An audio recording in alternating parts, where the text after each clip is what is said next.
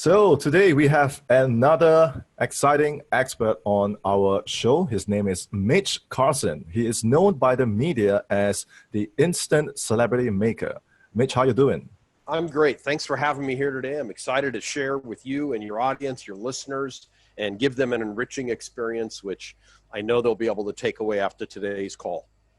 Now let's go back to you and Mr. Wu, both Jeet Kune Do practitioners. Yeah. You've met Mitch and said, Mitch, my buddy, Mr. Wu, is great, but I want to have more students. We're both at 20 students, and I want 200 for my school. Yeah. How do I do that? And I said, well, are you both equally talented? Yeah, we always come up to a draw. Yeah. Sometimes I win, sometimes he wins, but we're good buddies at the end of the day. But he's not interested in marketing. He thinks it's old school and it's against his belief system. Yeah. His limiting belief that to market a martial arts school shouldn't happen. It should come by referrals of the students only. And let me tell you, we're not in ancient medieval China. Okay, that's not how Kung Fu grows today. Yeah, we're not Shaolin monks. We're business people who happen to sell and market a martial arts system. You're a business person first. Your content no different than Mr. Smith. I'll use an American name now, Mr. Smith, who sells dentistry. The skill is dentistry. Your skill is martial arts. But if you aren't marketing, you're going to make a mediocre income. Yes. So what separates people, and this is a fact, an irrefutable fact, media. Yes. Media exposure, the proof. So when I got into promoting other speakers, if they didn't have media, and today it's more evolved than just media, it's also social media.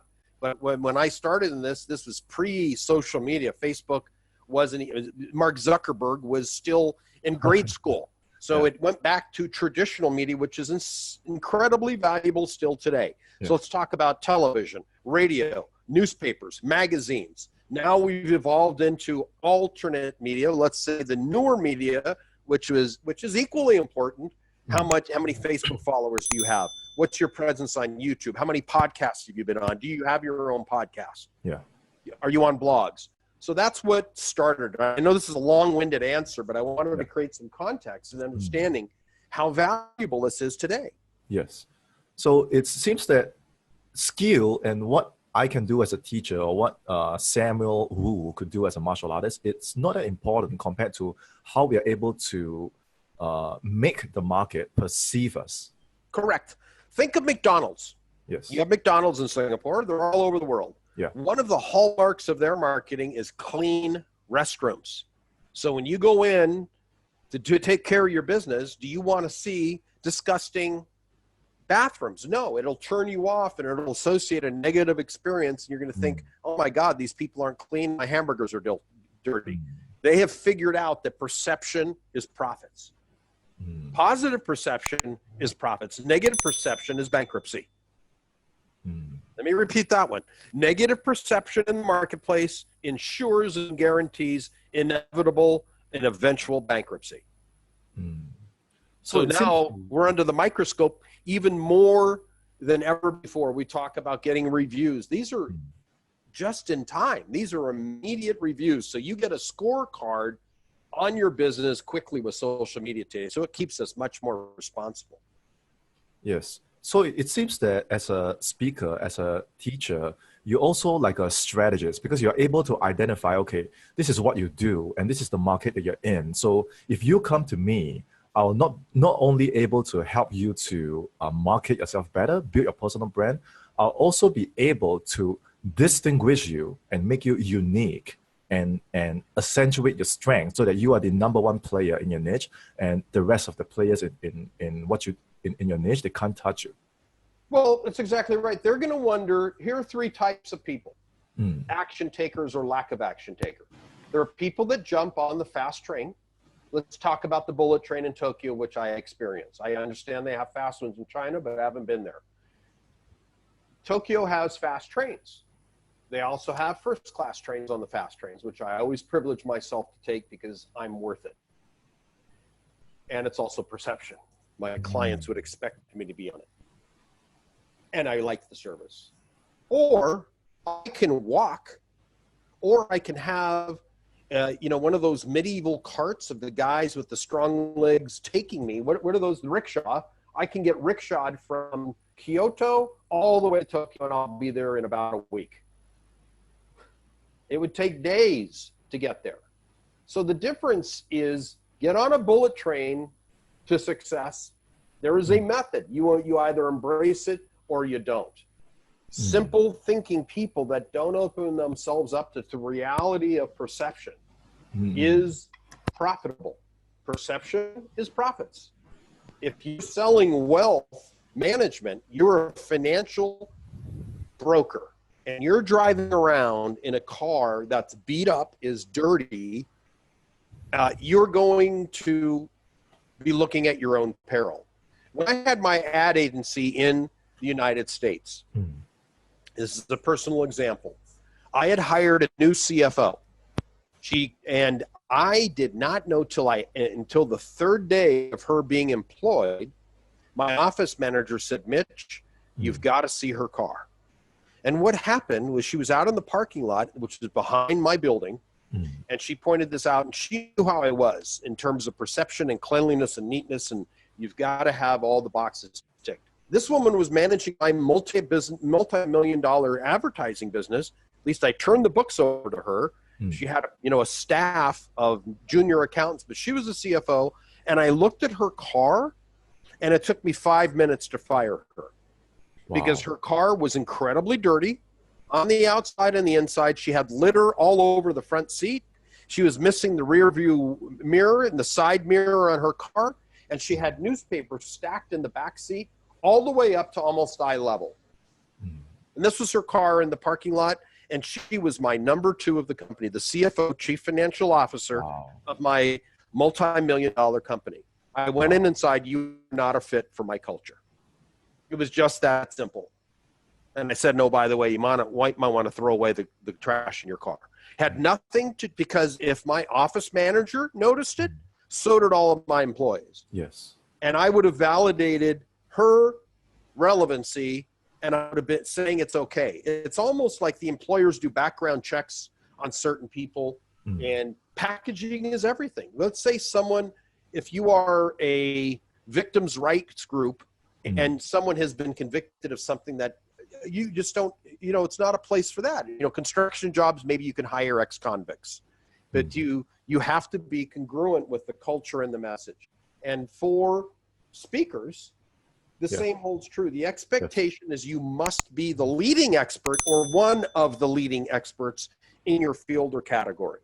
And this spills over to be a truism, a universal truth, John, in all business sectors. Competency is expected. Cleanliness is expected. But if you want to stand out and be the number one, Mr. Wu is going to make a small income his whole life. Eating beans. You're going to eat filet because you're going to be in the press. You're going to be in newspapers. You're going to know how to build your social media profile. You're going to have radio interviews to your credit. Being out there, exposed, speaking, talking about your business. Because once you set your foot on a stage, you are expected to be an expert. Yes. They expect it, and they willingly embrace you, and it's only you who screws it up. Yeah. Or you capture their attention. Why am I here today on this call with you? Because I was recently in Singapore. I was exposed, and I didn't brag about myself. I didn't even talk about me for probably 20 minutes. I let video testimonials of satisfied clients, people who were gurus, well-known experts in the industry who paid money to me, who are my clients, and they talked about me, and then all of a sudden I caught your attention. Is that true? Exactly. Yeah. So, and then I started showing all the media, which I'll show on this call in a little bit, to further the proof that I am, in fact, who I say I am. There's no question about my authority, and what I do is teach others to do exactly that. They can replicate the process. I talked about this. You're a martial arts professional, a teacher as well, a sifu. You've got to take somebody from not being able to block a simple straight-in punch to where it's an automatic response. Yes. And how do you take the stage? How do you say exactly what you do? These are some of the things that I'm able to focus on in my workshops. So you sound, not just through your body language, you are the number one person in your category because your proof is irrefutable. Yes. Irrefutable. Yes. You know, for example, books that I have written and authored changed my life. I think I mentioned this. My income went up 16-fold. Yeah. So I'm just saying that there are specific, incredible tips that we need to take and make in order to ensure our success. And, you know, writing a book is one of them. And there are multiple prongs to this. But Multiple prongs. Yes. Yeah, so I have two things to say. You know, using the example with Samuel Wu, he's just sitting in his dojo and he's thinking, you know, my skills are so great, you know, people should come and find me. But as you and I know, in today's world, like, attention is the number one currency. You know, it's not about who you know, it's who knows you. Correct. And when people work with you, you teach them how to get on magazines, get on media, on newspapers, how to be positioned and being seen by so many people.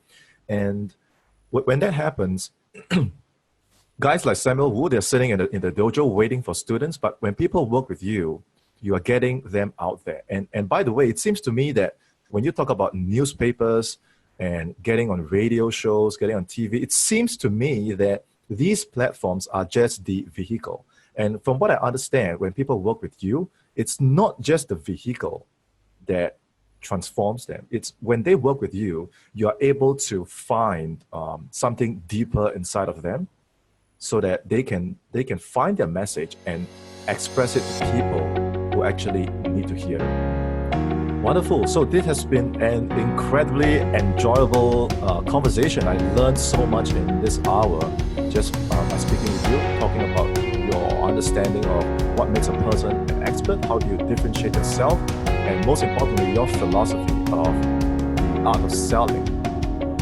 without selling. Great. Well, yeah. So thank you for the great time together, and I do appreciate it, Sean. Thank you for having me. Yes, I look forward to having you on the show again sometime in the future. Until then, it has been a great experience, and I'm looking forward to seeing you in person very shortly, Mitch. Great. Thanks, Sean. Wonderful. Have a great day.